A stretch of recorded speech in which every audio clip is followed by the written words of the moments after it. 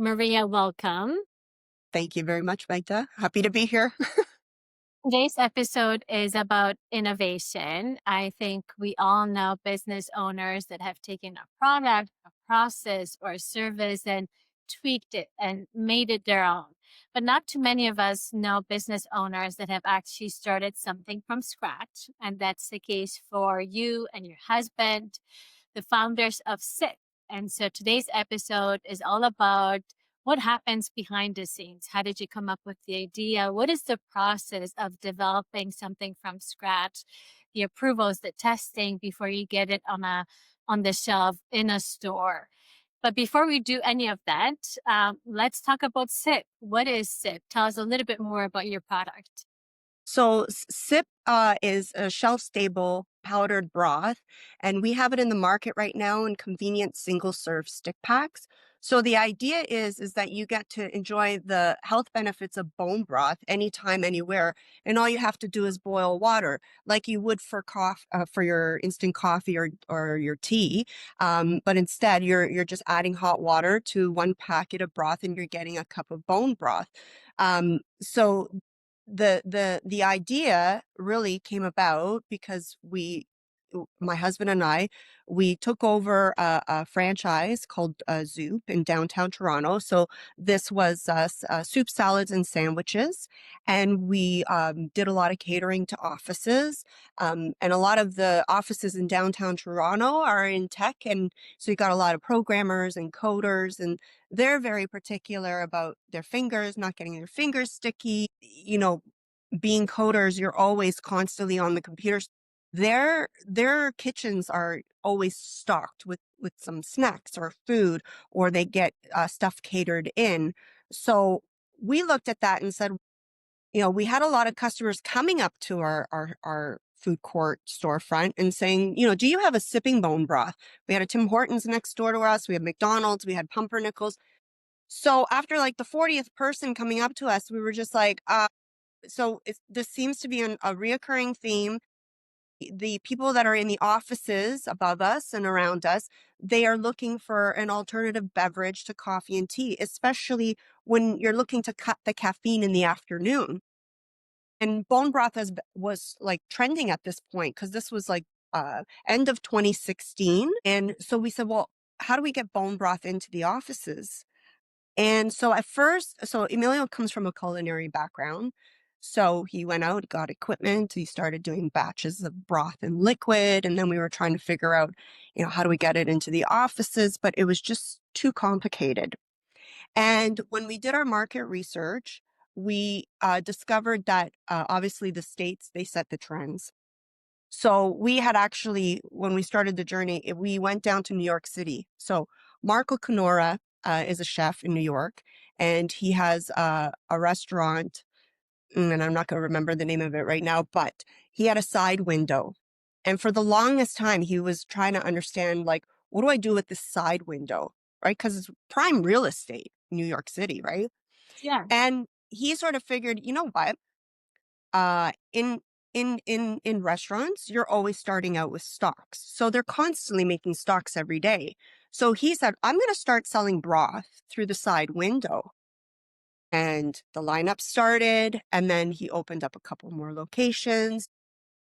And then during this time, so it was like 2015, 2016, now you started seeing a lot of the celebrities. What do you drink? Bone broth. Mark Wahlberg, he had a leaky gut. He was consuming too much protein, so he had a leaky gut. So he did a bone broth fast. Mm. And then you have Kylie Jenner. She starts her mornings off with bone broth with a little bit of lavender or so on and so forth. So they started, and even Kobe Bryant was using it as a sports recovery kind of drink because of all of the benefits that you get from it. So all of this comes full circle, and now we're looking into this. And in the US, they had powdered bone broths. And so we decided to do some research and say, like, why don't we do a powdered bone broth? And then this way we could get it into offices. Initially, our idea started like, let's put them in K cups. Yeah. So when we formulated it with a food scientist. We got in touch with George Brown and worked with their innovation team. And then We formulated it so that it could run through a K cup. Um, but then we were having supplier issues. And then we were sort of looking at the market and saying, well, Lana Life started out with K cups, but now their stick pats are outselling their K cups. So why would we not just start with with stick packs? And then this way, you don't have to have a Keurig machine. You can be anybody, anywhere. So that was a little bit more feasible and easier to find somebody to manufacture for us. So essentially, we started the product development phase, I would say, in 2017, trying to figure out how to bring this all together. We basically took our recipes and we recreated them using dry ingredients. Really, we set the intention from the beginning. We said, we don't want any artificial flavors. We don't want any MSG. We want a high in protein, but it's got to taste great. Because one of the key things that we were seeing in the market is like, people are like, I want to consume bone broth. I like the convenience of a powdered bone broth, but it's like, it doesn't taste good. So I have to add salt, pepper, or some sort of seasoning to make it palatable. And so we said, we need to make it taste great. Like that was our biggest thing, but we need to use as clean as possible ingredients, because what we're trying to do is we're trying to make the shelf stable product that you buy in retail better for you than some of the other things that are on the market. And then, of course, having the single serve put us at an advantage point, because there really wasn't a lot of single serve bone broths on the market. You can get it in tubs, you can get it in pouches. So we really honed in on the recipe. What we came out with was a starting point. Then you have to go into commercialization. So now you have to reach out to the suppliers, you have to find the manufacturer. And that's a challenge in the beginning, starting out. You're starting out from ground zero. You don't really know what you're doing. And then obviously a lot of these manufacturers are looking for high minimum order quantities. Yes. And that's where the challenge is. I find that there's more suppliers nowadays that are willing to um, that are working with lower um, order quantities, but our experience was like, we had to go in, saying we need to order X amount, which in the beginning was too much, which was one of the regrets that we had. But at the same time, you got to get your foot in the door somewhere, right? And then what ended up happening to us actually was one of the key ingredients that we had. The product was coming from Japan, and they were actually bought out by an American company, and then the ingredient no longer existed. So luckily enough, we were with the co-man at that time. So we had to go back to the drawing board and, go through a list of several different ingredients to replace that ingredient and kind of tweak the formula and stuff. But long story short, there was additional tweaking after we came out of the round with the college, but we fell on where we're at right now. And then what we did was we manufactured one SKU only first to start out, which was our chicken. And I'm not sure if you watch Masterclass. Have you ever No. heard of Masterclass? So Masterclass is, yeah, Masterclass, you can subscribe to. I think it's fantastic. There are tons of different subject matters and key experts that will speak on those subject matters. So, I mean, as a learning tool, it's phenomenal. And so while we were going through this process, I had actually watched Sarah Blakely. Yeah, Yes. Now it the rings. owner from Spain. The Yes. owner Yes. from Spanx. And I was like, oh my God, thank God she brought this to light, because she said, my recommendation is when you go out with your hero product to start, Mm. and then you expand your product line. Well, we had done that just because we were ready with the first, and it's better to just go in Yeah. and get started, right? Yeah.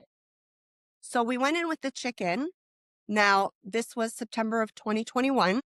So Yeah. nothing was really open yet. And the challenge was coming out of COVID and, navigating that.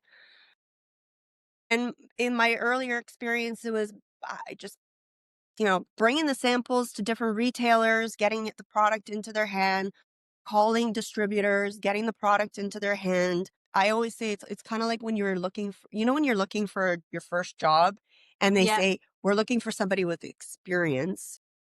And you're just like, well, I need to get hired first to get experience. So I just need that one person to just give me that chance. It's the Yes. same sort of situation in this skate, right? So we managed to get one distributor earlier on in January 2022.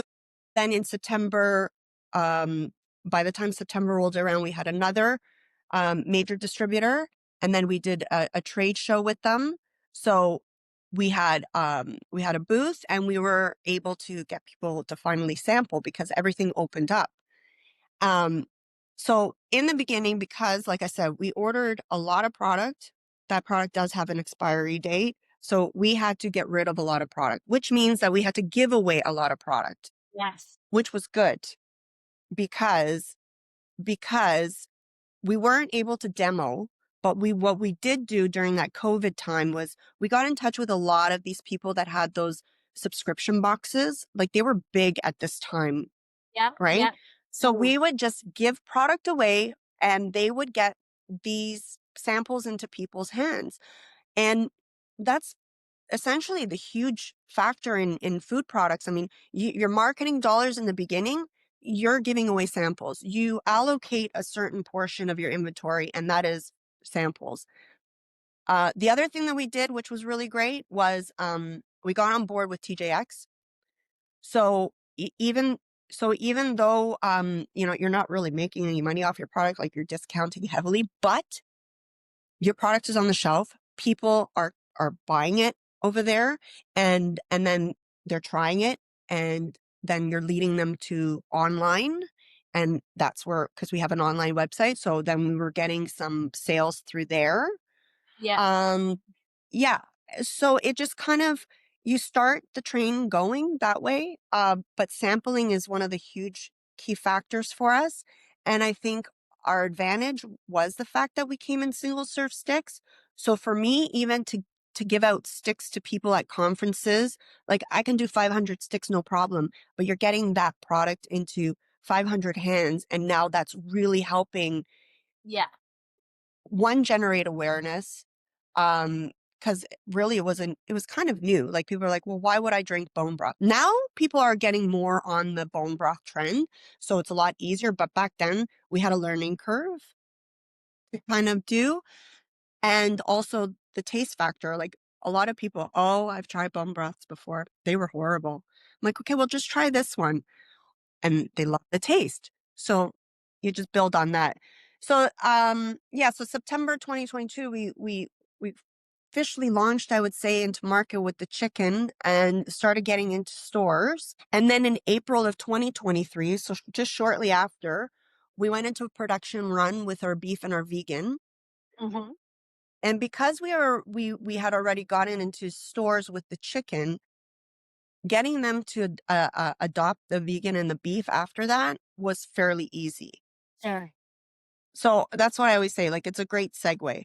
It would be better if you had all three SKUs, I would say. But you know what? Don't wait for that. No. You No. know, just, That makes yeah. a lot. Just to bring it back to that sort of product development phase. So did you guys have a consultant or a mentor that sort of worked with you? Have you done it before? Or was this the first time for both you and Amelia to develop this? Because I'm assuming that it's very overwhelming. It's like, what do you do first? Who do you reach out to? Tell us a little bit more about that. We never did it. It was new to us. But I think that when you are dealing with a lot of these, innovation hubs in the university and college levels. Like Guelph has one, Niagara College has one. George Brown has the Food and Innovation program there. So, and then there's also the Venture Parks, which is Arlene Dickinson. Hmm. She has one out there too. So those kind of incubator programs are really great. And these programs are really one, you can see if you can get a grant to Yes. Yeah, to get Yeah. started with them, so that's a key thing, and then you're relying on their expertise to kind of help you navigate the space. Yeah.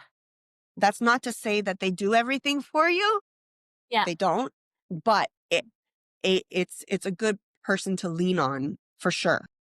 And so do you, just to do a little bit more of a deep dive there. So let's say, you do want to move forward with George Brown. Is it like an application process where you submit your idea to say, hey, this is what I'm thinking, this is what I would like to do, and they kind of review and see if they want to take this on? Yes. Yeah. Yes, yeah, everything is an application process, especially because you are going through their funding too for Yeah. it. Yeah. Essentially, you wanna do that, right? It would be Yeah. ideal. Yeah. What is their process like? Is this like a year, 2 years, to actually develop it?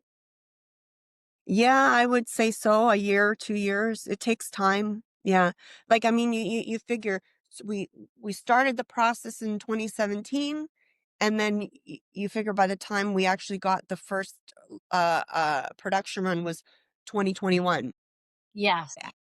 Because it's not just the product, right? Because 'Cause you're also simultaneously building your brand and your packaging, which is Yes. huge. Yeah. And so do they help out with that too, with that side of the business? Or is that No, that's really up to you to kind of, scope out, see who you wanna work with, and yeah, rely on your intuition from there. So our current design was actually, the black packaging with the that was, Crew Marketing, and they do, like, hard bite potato chips, and so they have a lot of, credentials in the food and beverage space, so yeah, that's why we chose to go with them, but it could come from anywhere. Like, I'm getting ahead of myself, but our bone broth is one aspect of things, and we launched that, and that's great. But we also went into other lines of products. Since then, mm, yeah, my husband is very he's innovative and he's got a lot of ideas, great ideas. yeah, One of the key things, we came up with was an alcoholic beverage. And so, he found the designers on Upwork, and they were from Rome, and they did a phenomenal job with packaging design, and now they're winning awards for it. So before we even went heavy into the market, we're already winning awards for our packaging. So that's a great sign. That in itself is a product diversification on our end, because it's generally like being in the soup business, that winters and falls, your sales are strong, and then in the summers they start to die down. So this kind of balances it all out. But essentially speaking, like you can look for branding and stuff. You can look on Upwork. You can hire an agency, and the budgets can vary from $3,000 to up to $30,000, and so on and so forth. But for the core black box with the chicken and the beef bone broths, that was Crew Marketing, and they did a fantastic job, and they were the ones that really helped us with the name, because they were like, well, what is this? So I said, well, it's a sipping bone broth. And they're like, so why don't you just call yourself Sip, SIIP? And I'm like, that's brilliant. That's brilliant. exactly what it is. It's like someone, just calling it such something so simple, right? Calling it as what it is, right? I love it. I love that. And so tell me a little bit more about sort of working with your husband. What's that like? Because it's one thing to start a business, but now both of you guys are working together. You have a family together. You have 4 kids. What does that look? So I would say my experience with working with him was with the restaurant. Yeah, And yeah, it's a tough one. It's a real tough one, because there's a lot of stress involved in everything. So you do have a lot of days where that person is not your favorite person. But I would say at the same time, um, I think he and I it's like with anything in your relationship, as you go through different phases of life together. So you go from being single to married, from married to having children, and then from that to having a business together. I always say, like, when it comes to relationships, you either grow together or you grow apart. right? In our particular case, whatever challenges we came across, we dealt with it and we grew together, Yeah. so to speak. And um and it's also having an openness to know, like, where do your weaknesses lie? Yes. No ego amigo in this game. Okay. None. You have to be pretty real with yourself. And so I tend to be somebody who, when I take over things, like, I'll get it done and I'll take over things and stuff, and then I'll get overwhelmed, and Yeah. then I start freaking out. And he's just like, you need, then he'll draw me back and kind of bring me back into check and stuff like that. And vice versa with me with him. But I think at this point, we both realize what are our key strengths? Where are we weak and where that person is stronger than us, and you sort of balance each other out. And once you find that balance, then you kind of move forward in a lot in an easier fashion. I would definitely say that this business has been less stressful than the restaurant business. So that helps. Mm, Yeah, the restaurant business is very, very stressful. Yeah. yeah. And what about the part of partnership business? So I find that sometimes when you have two or three or four partners, they have sort of different expectations of when things are going to be launching and successful, and they have a time limit. Some people can only do it for 3 years, some people can do it for 5 years, and they're like, that's it, I'm done. Did you guys run into a situation where it's like either you or Amelia is like, you know what, this is taking too long? Was a great idea. We had a great run, but I'm leaving. I think there's a lot of times where you're just like, that's it. I'm done. I quit. I've had enough. I've had enough. But and in the beginning too, like when the whole thing happened with our initial ingredients, and then, well, what are we going to do now? We don't have that key ingredient. So where do we go from here?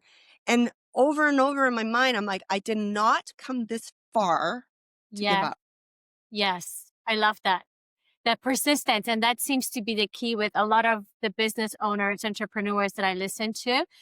Now, a lot of the videos, and I've shared it on my social as well, they talk about being crazy or delusional. Like you just have to be as a business owner because you're seeing something that someone else is not seeing. And one else is giving up, telling you you're crazy, but you're like, I'm not. I Yeah. I can Yeah. take the end and I will die on this hill because I'm taking it. And that's the differentiator. When everyone else gives up or walks away because they're Yeah. too overwhelmed, they're like, I'm pushing through. I'm pushing through. I shared in my other episode, I was just following the founder of Poppy. It's a husband and wife. I don't know if you Yeah. follow the story. But anyways, they sold, their drink for like, I think it's 2 billion or something to Coca-Cola. It's the And dream. It's the dream. it's cheap, right? And now Yeah. he dedicates his time to basically coaching and mentoring business owners. And he's spending a lot of time on his social to talk about, what it was like to start. And he's like, it was a 10-year journey. I mean, you guys are seeing the 2 billion sign right now, but this took 10 years to develop, you It is know? not over. It's not overnight. It's not overnight. And it's not for the faint of heart. I'll be honest with you. He's always been entrepreneurial. Like, he's the entrepreneur. Like, he comes from an entrepreneurial family. I don't. I Yes. came from the corporate world where it's like, this is secure Yeah. until it's not secure because there's another restructuring, and then you find yourself in a Yeah. position where I don't have a job. So that was one of the key reasons why I went into the restaurant business with him, because I was like, well, I was looking for something at the time. I'm like, well, why don't I just do this with you? Not realizing what lied ahead. I guess ignorance is bliss to Yeah. some extent. But then you get on this train and then you just sort of go through it. And I'll be honest, like, I'm more of a conservative. He's more of a risk taker. But having that person beside you to kind of push you Yeah. and help you overcome a lot of fears. Because for me, it was a lot of fears. Like, you're coming from a particular background, immigrant parents, survival mode, and, you know, penny pinching and all that stuff. And And when you're in this business, you kind of almost have to be crazy enough to just sometimes go with it and then deal with whatever happens after. But time and time again, I've learned that, you know what, um, you'll figure it out. You'll Yeah. figure it out. Yeah. Yeah. Yeah. Yeah. I think the best advice that I've heard, from once again, just listening to a lot of entrepreneurs is that there's always a solution. We're smart enough to come up with a solution. There's always a solution or someone that has been through something similar to ours. So Yeah. let's get out there, let's be vulnerable and let's figure this out. And I think that's one of the things that I really love about social is that type of visibility and conversation that it brings forward for us to be able to share your story and hopefully inspire others to do the same. As you reflect back to where you guys started back in 2016, 2017, anything that you would have done differently? Um, no, not really, because I think the journey was the journey to get me up to this point, really. Um, and it's been very humbling, but I think everything is a building block realistically. Yeah, And I think that, you always start out with the end goal, obviously, yeah, but you don't know what the path is going to look like to get there.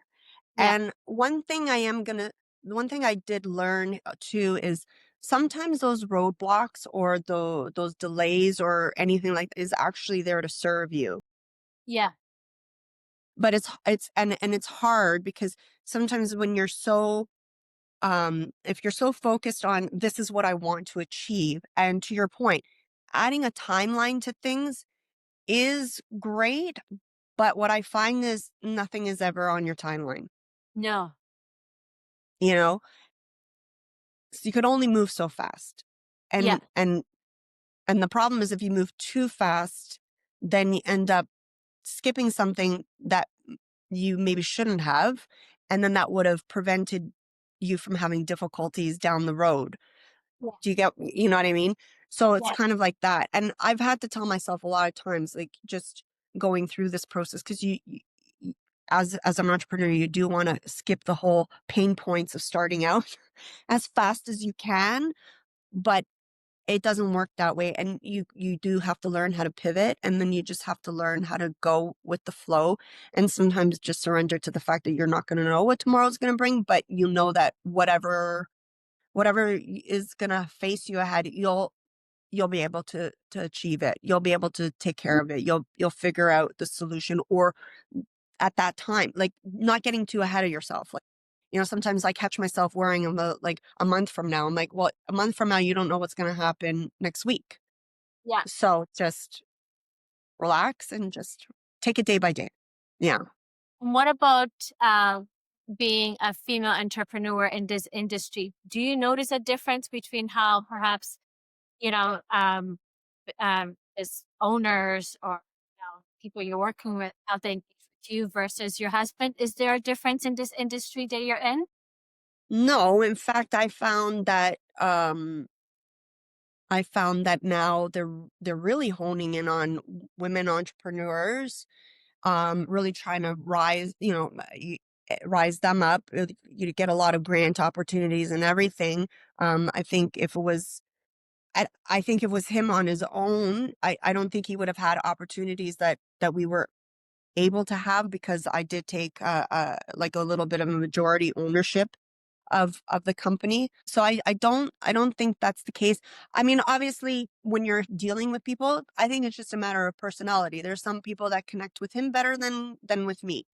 Yeah, So like even when we're doing trade shows, he'll be in a conversation with some people and then I'll be in a conversation, and it's kind of like that, right? yeah.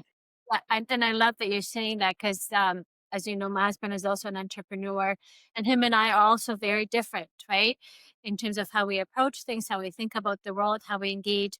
And because of that, because we know that so well, depending on who it is that we're dealing with, we just look at each other. We're like, okay, this is your person. You should be talking to Yeah, this because I'm not going to connect with. I just know it. He knows. And we're like, okay, this is my job. yeah. You have to get to that level because everyone is just so different. You're right. You connect different in different ways with different people. Well, it's like I said, like strengths and weaknesses, right? When it comes to recipe formulation and what's new for innovation, that's his department. Yeah, If it's production operations and how do we get this done, that's me. yeah, yeah. And so now, so you have your broth line. You're now starting a drink line, or you've already started it. When is that launching? So the drink, I have it over here. So that we have lemon and orange. So this is, That is very nice design. I yeah, Oh, beautiful. Yeah. So yeah, this is Bardini. So this is the limonata, and yeah, this is the aranciata, yeah, 4.5% alcohol, gin base. yeah. So our limonata is we're in the Italies, so we're in Bamblor, Sherway, Don Mills, yeah, Love it. and then now we signed on with a distributor. So now, so our first run, again, our first run was just a lemon, so that was in April, and Yeah. we targeted a lot of places that would complement this drink. So Italian pizza, pasta sort of thing. And then now we're going into our second run. And this time we're going to have the orange with the lemon and a distributor who can get it into more restaurants and stuff and golf courses. And yeah, but this whole, and even with that, like you figure we started formulating 2 years ago. Wow. Okay. Yeah. Yeah. So it takes time, and that's why sometimes my husband will come up with an idea, and I'll give him cut eye because I'm like, do you not see what's going on? And he's like, listen, even if I just put this out there right now, because I Yeah. know how long these things take, it's going to be Yeah. 2 years from now that this is actually going to happen, right? Yeah. And so that was going to be my next question. So you've done one, two. I could see how now you're like always like, oh, the third, the fourth, the fifth. Is it? No, hold on, and we have another one. What? Okay. I love it. So this is a herbal tea, Okay. and well, we called it a laxative, but we're going to change this. We're going to call it digestive because it's got senna leaf in it, which helps you go to the bathroom, but it's not very, very high. It's not even considered a laxative. Anyways, so he's from an Italian background. So he was sitting on the couch and he says, Maria, wouldn't it be great if we created a digestive tea, like almost like, and we called it vacca tea because Oh my in God. in Italian, vacca means, go take a shit. So we did this, but we had challenges getting into market because Health Canada has a lot of restriction on herbal products. But we're finally on Amazon.ca, so we're selling it through that channel as well as through our websites and stuff.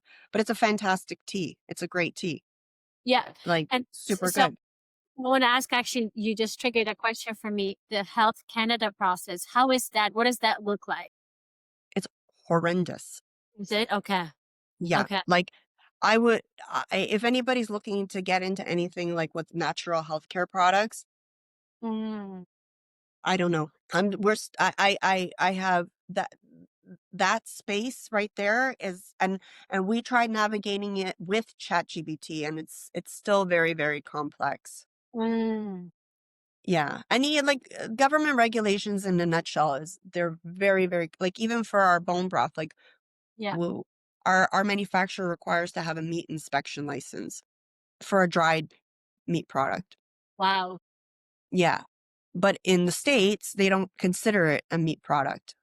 But over here, they do. So Yeah. that also restricts the amount of like the manufacturers that you can have on board to do this kind of stuff for you, right?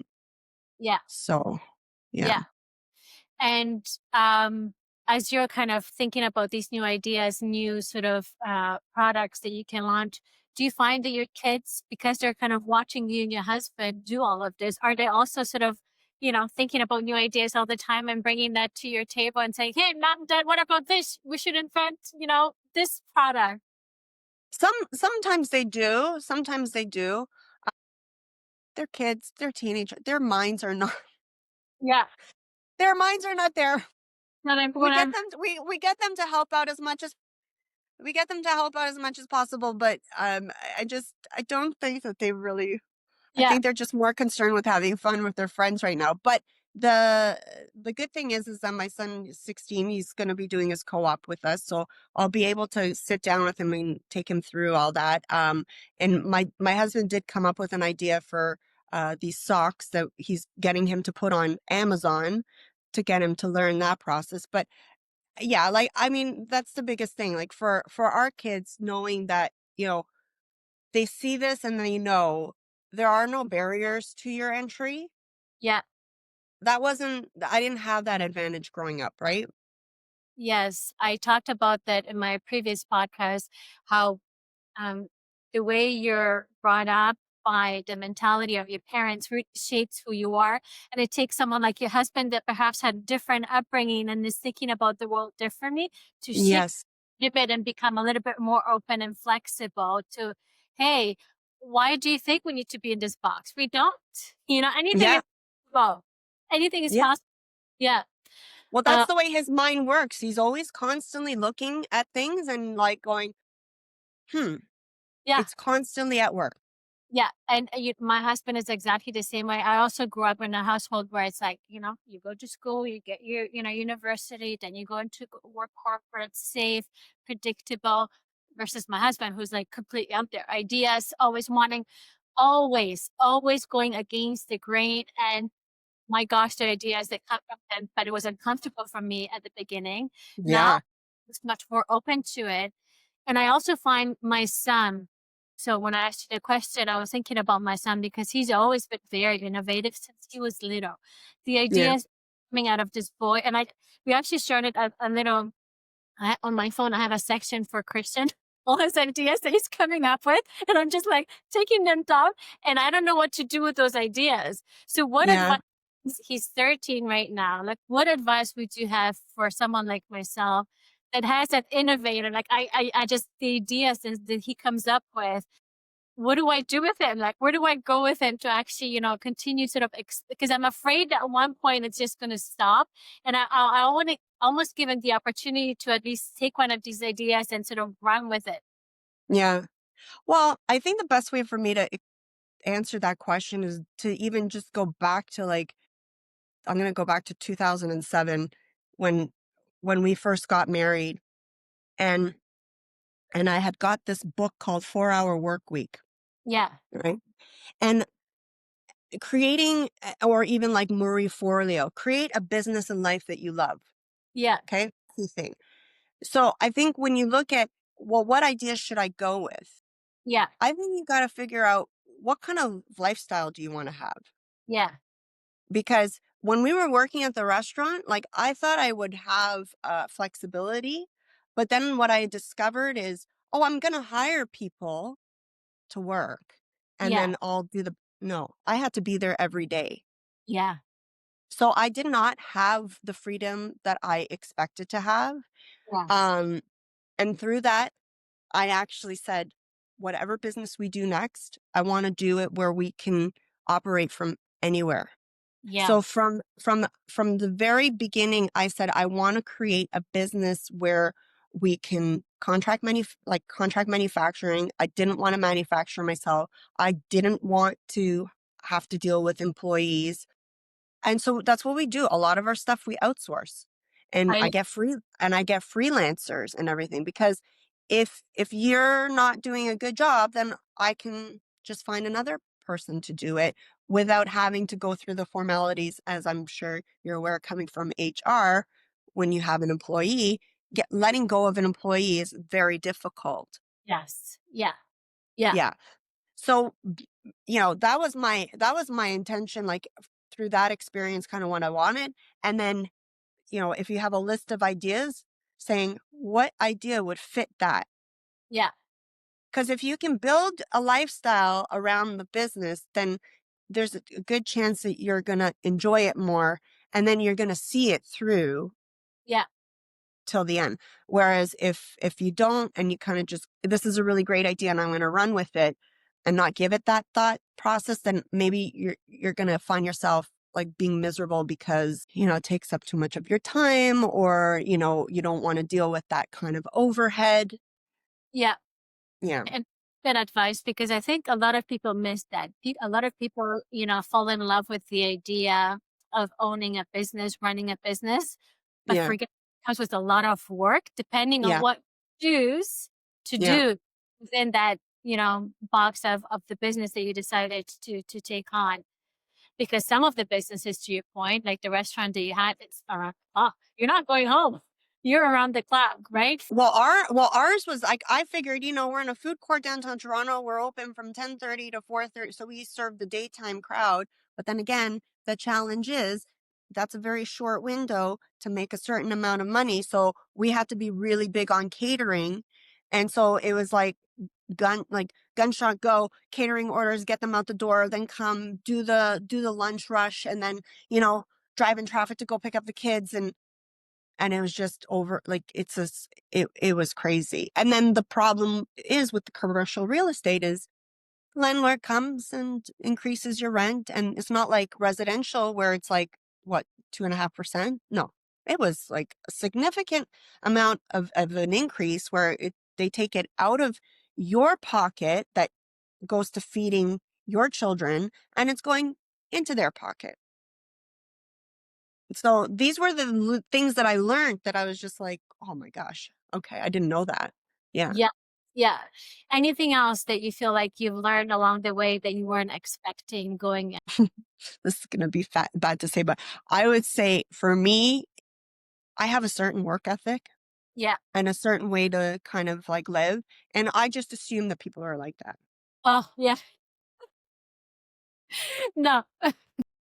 I mean, I call somebody, I do an interview on the phone just to see how it is. And then if it checks out, okay, then I'll say, okay, come in to the restaurant so I can give you a formal interview. And I would even text them, here's the address, here's everything. And then they wouldn't show up and I'm just like, and the thing that I really like, I even stress to our children is, even with their schooling, Yeah. I don't expect you to be perfect. I don't expect you to be a straight A student. Yes. But the one thing I cannot tolerate is laziness because that will never get you anywhere. Okay. And I say to them, like, if your responsibility is school, then you need to fulfill that responsibility. Just like how we have responsibilities we need to fulfill. Okay. And everything that you do, even from the time you're in school, Yeah. is character building. Yes. So, discipline, time management, focus. These are the skills that you're building, and these are the skills that you're going to take with you Yeah. throughout life. And it starts from day one. So, when I look at some of these kids coming in for these jobs, and it's like, if you can put forth certain characteristics at this role, I get it. It's just a job. I get it. Yeah. But that's a building block to who you become in the future. Yeah. And and if you can build on it, then what ends up happening is people come to know you as being a certain type of person. Like, even for me, when I was in my 20s, and I was looking for another job because I wanted to get out of the one that I was working at. I needed a change. And my resume came on the desk of the hiring person who I went to school with. And he pretty much said to his colleagues, "Oh, call her in. We're hiring her right away." Because I had a certain work ethic. That work ethic was displayed in my university years. So that's who I was. So I think, like, that's kind of where I look at anybody today and I say, like, what do you want out of life? Because really it's got to come from you. Yeah. Yeah. I couldn't agree more. And I think the difficulty is that this new generation is a little bit different. They're growing up in a different world where you can make millions being a YouTuber, right? Where Yeah. even though the work ethic still has to be there for you to show up on YouTube and do whatever it may be, but also their expectations of life. And that's one of the key things that we're talking in the corporate world with the younger generation that we're hiring is that they don't necessarily want to climb the corporate ladder like we did. We go Yeah. out, we gotta get for I'm like, I'm not interested in that. Why would I want to become a senior leader? You're gonna pay me 20,000 more to do what? To work around the clock, including weekends? That doesn't add up for me. I prefer to just keep my job, Yeah. 20,000 I get to go home at a normal time, stress free. I get to, enjoy my weekends. They just view the world a little bit differently. They have a different perspective and on life. Um, but yeah, that creates a little bit of tension in businesses and, in the corporate world, because you have all these generations that are kind of looking at things very differently. But then again, their their opinion can change down the road. Maybe their expectations of what they want in life are going to be more, Yeah. and then in that capacity they'll have to decide what they want to do. What key takeaways do you get in your early career that helps you build on something else down the road? I came from print. Yeah. My degree is in graphic communications management. When it comes time to printing our packaging or doing anything with packaging, I know what I'm talking about. Like, I can pretty much tell my printer, how many are you running up on a sheet so that I know, what, how I ratio this out so I can, do my different volume splits. These are conversations that I have with them where they're like, oh, she knows what she's talking about. But there's so many things that I've learned that I'm now build on, and I do it myself. And that's another thing is like, to succeed as an entrepreneur, like, figure it out yourself, do it yourself. If you think that you're going to sit back and hire somebody else to do it, you can, Yeah. but like, I do my own bookkeeping, and I don't know, there's because, I mean, I have an accountant, but like for the day to day, the bookkeeping and stuff, I control the money. Because I've heard stories where somebody else is doing it, and they're not they didn't do something right, and then all of a sudden the government comes to audit you, and now you're stuck sweating because you can't answer the questions because you don't know what's going on. I've been audited. I had an HST audit, okay? I had pain in the butt that it was, but I was able to cross all my T's and dot all my I's because I did it. I knew exactly where the money was going. I knew exactly what was going on. Yeah. That's very good advice. Be thoughtful about what part of the business you outsource, because there's some parts Yes. that's very critical, can get you in a lot of trouble, and you better know what you're talking about. I love that advice. That's very good advice. Anything else that you would share with someone that's, whether they're starting a business or wanting to start a product the way you guys have done? What advice would you have for them? Um, Go to trade shows. Like, see if you can get into a lot of these trade shows. So, like, the Canadian Health Food Association, they have a trade show in September. I know that, like, if you're a retailer or like a social media person or whatever, I think you can go in. But you've got Restaurants Canada show. Anything, like, I think even One of a Kind show sometimes has these. So any type of shows that you could go to where you can talk to other entrepreneurs that are starting out, ask them questions, and get a good feel for things. Yeah. Yeah. And what advice would you have for your younger self? Oh, well, Miss Perfectionist of always wanting to achieve, overachiever. I would tell myself, relax. Yeah. Relax a little bit, just relax a little bit. Don't take everything so seriously, and don't think that it's all on you. You need to realize when to kind of take a step back, and I'm still working on it. I mean, Yeah. let's be honest. You know what? And listen, so many of us, try to be so perfect, because the society and the education system, expect us to be perfect. It's like, fill out these lines, answer, Yeah, this way. You have to be perfect. Only to enter, the business world to realize that, hey, it's not about perfection. It's about testing and learning and trying, and that's where the learning is. It's not about yeah, perfect, right? But yeah, it takes so many years to undo all of that learning that we've been sort of exposed to like, be perfect, show up perfectly, when that's not what it is about. That's not what but life is that about. Yeah. that's why I'm even trying to stress to my kids, because how many times I would get my nervous system overworked Yes. because I just gotta do really, really well. You gotta do really, really well. You gotta do really. And now I look back, I'm like, regardless of whether I did that or not, I would still be here. I just I would just be a little bit like calm, more calm. But I've had to learn self-awareness and how to self-regulate, uh, you know, uh, doing it through I think for me, self-awareness, just realizing, Maria, you're getting overwhelmed. You need to take 2 steps back. Take a break, go for a walk. Yeah. I am my worst own I'm my worst enemy in the sense that, like, if there's things that I gotta tackle, like, I wanna get it done.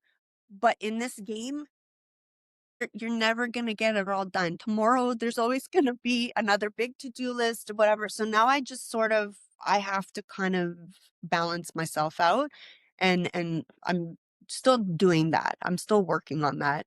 But obviously with my kids, I try to, like, teach them to kind of not fall into those habits because I really don't want them to kind of have that anxiety or that, feeling of overwhelmness. Yeah. And it helps that your partner is sort of the opposite of you, Yeah. and case you fail to balance yourself out, he will, right? And that's Yes. the beauty about partnership, right? So you guys sort of fell into it because you married. But for those, that are starting a business and want a partner and they're going to sort of interview someone that they would like to start a business with, I think it's so critical to be very thoughtful about who is the person in front of you. Don't just look at their expertise, what they're bringing to the table from sort of Yeah. resume perspective, but who are they as a person? Are you guys going to be going like this all the time? Are you Yeah. about that they're out? What are this? I think that's the part that's sometimes missed. And I think, the two of you are a perfect example how, two opposites come together very nicely and are able to fill each other's strengths and opportunities, the way they should. Yeah, I think it is important. You do have to find another person that can do what you can't do. Yeah. Yeah. Yeah. Maria, what else should we cover that we haven't covered? What else would you like to share? Hmm. I don't know. I think we covered a lot. Oh, I would say you kind of have to also be okay with losing money. that's a good one too. Yes. You got to be okay with losing money. That's a Yeah. hard one. That's a hard one. That's a That's a very, hard one. Because yes. one guy that was speaking, he called it a learning tax, and I thought, oh, that's a good word for it. Very good. It's a learning tax because unlike school, if you make a mistake, you can get docked a point. Like in this game, you make a mistake and it's like, oh, I made a mistake on my packaging. What do I do now? Yes. Yeah. So, you just kind of realize that sometimes you lose that money and it's painful, but boy, did you learn a valuable lesson. So when trying to sort of cost out your project or your business, right? Yeah. Just think about how much it's going to cost me to do marketing or product, development. Add a line for whatever you want to Learning call tax. learning tax. That's it. I love that. Whatever that percentage may be, but add Yeah. some there because it's bound to happen. It's bound to Yeah. happen, especially if you're doing it for the first time. And another thing is don't quit your day job when you're starting out. Yes. That's another. Be prepared to be doing this like on the side for the beginning. The way that our business is working is like while I'm able to do it full time, it's my husband that still has to go out there and work to support the family. And it's funny because a lot of people he talks to people and they're like he tells them, well, I've got this product and they're like, so why are you working here? He's like, what do you think? Like it doesn't come for free. Yeah. So and that's the thing. In the beginning, when you're financing your entrepreneurial dream, it's you who are financing it. Like, yeah, you're gonna go look for a loan and yeah, you're gonna go look for these other sources of money. But in reality, like in the beginning, as even when we had the restaurant and stuff, like that was our money. You're Yeah. betting on yourself Yes. and you're letting that ride. And that was the hardest thing too, because it was like all eggs in one basket. And I'm just really happy that we survived that. And then, we just keep moving on. But I think you get more confident too when you kind of go through that stuff, right? Absolutely. Once you get through, phase one, phase two, you build that confidence and that resilience to say, okay, I got this. I think I've got the rhythm going. I think I can figure this out.